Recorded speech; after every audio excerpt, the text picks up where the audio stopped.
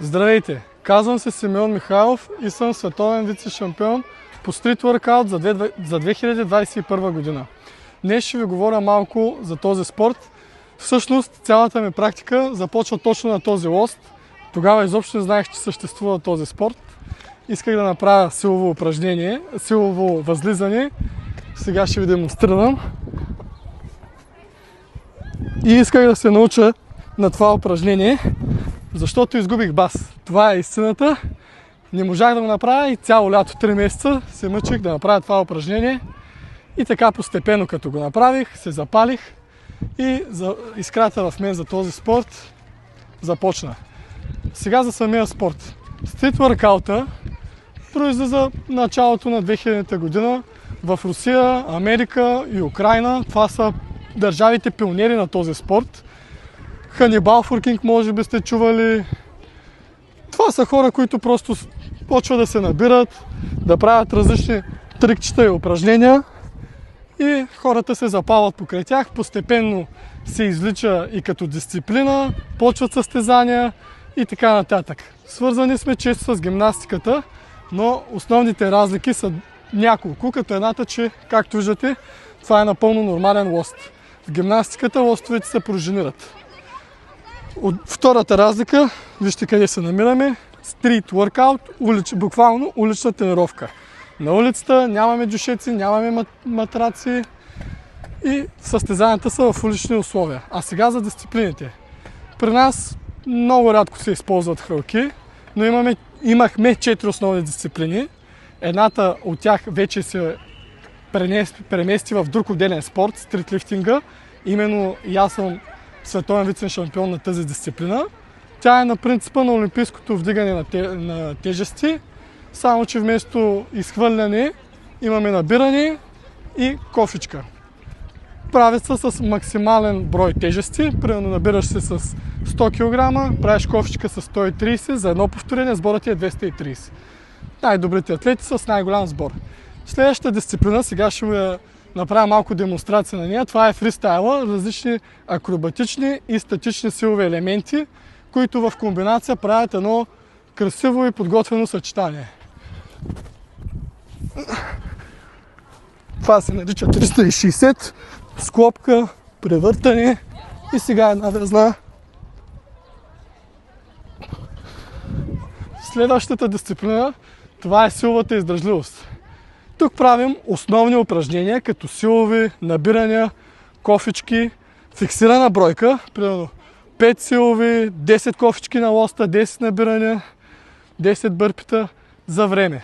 Който изпълни упражненията най-бързо, той е победител.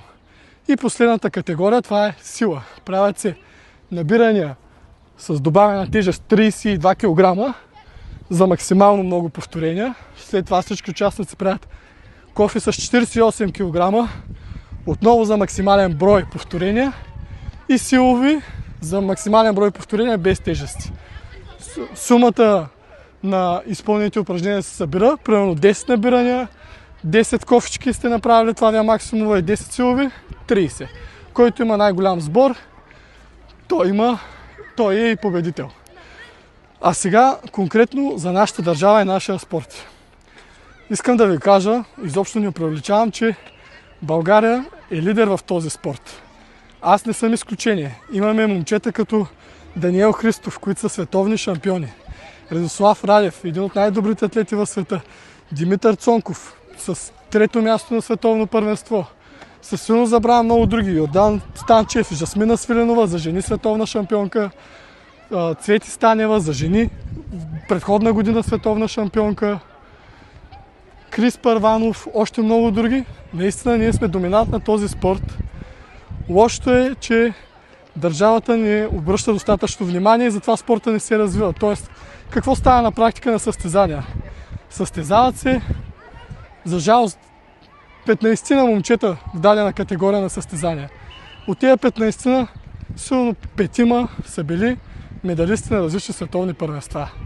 Затова са толкова малко участниците, защото не се обръща внимание, няма достатъчно награди и хората се отказват да се състезават и просто практикуват любителски. А истината е, че ние сме от най-добрите в този спорт. Другите държави, където няма толкова шампиони на такова високо ниво, има дори по-голям брой участници. Това е защото хората обръщат внимание на спорта. Ние от Възраждане искаме увеличение за бюджета на спорт, което ще повлияе на всички спортни клубове, конкретно и на нас, защото вече в България нашия спорт е официално към гимнастическата егида, но това е отделна тема.